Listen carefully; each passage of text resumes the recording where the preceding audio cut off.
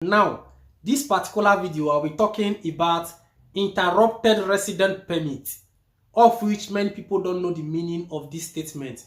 When Italian government states interrupted resident permit, meaning that you have holes on your residence. Now, Prince TV is here to explain to you guys one of the major reasons why people get interrupted resident permit. I have made this video last time, but sometimes I also try to refresh videos so that people will get to remember.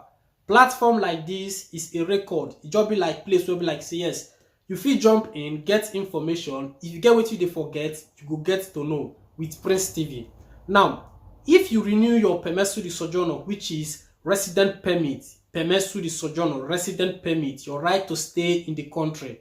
Now, here in Italy, it is expected of you that anytime you renew your permesso di soggiorno, you have to go to your comune to make what they call update of residence. They call it morale abituazione, something like that. Now, many people, when you renew your soggiorno, you will not go back to the comune. At that point, you will not get what they call interrupted resident permit.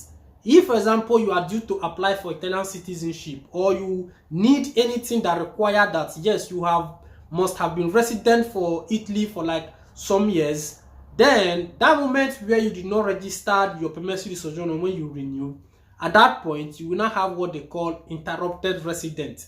Why? Because the comune will not take it to be that the moment your document expired, which is your permesso di soggiorno resident permit, meaning that you don't have the right to stay in Italy again. Now that place the fee say your resident reach. For the system, they will not cut it and then end it that particular place. Why you yourself going to take the carta d'identità thinking that it's reading, not knowing to you that you already have interrupted resident. Now, what is the reason of this 3 minutes video? It is to inform people out there that anytime you renew your permesso di soggiorno, which is your document, you also have to go back to your comune to make sure that they now make it update. So when you renew that document, taking it back to comune, they will not adjoin it to the expiring date, which it is to expire again. When it gets to that particular date as well, it is expected of you that after you have renewed, you also have to go back to comune and update again every time, anytime. And many people be asking what type of documents. All types of documents is required that anywhere you have your resident, the moment you have made your renew, you have to go back there and then make what they call update. Either 6 months richiesta di asilo, special protection, asilo politico, any type of document that have expiring date.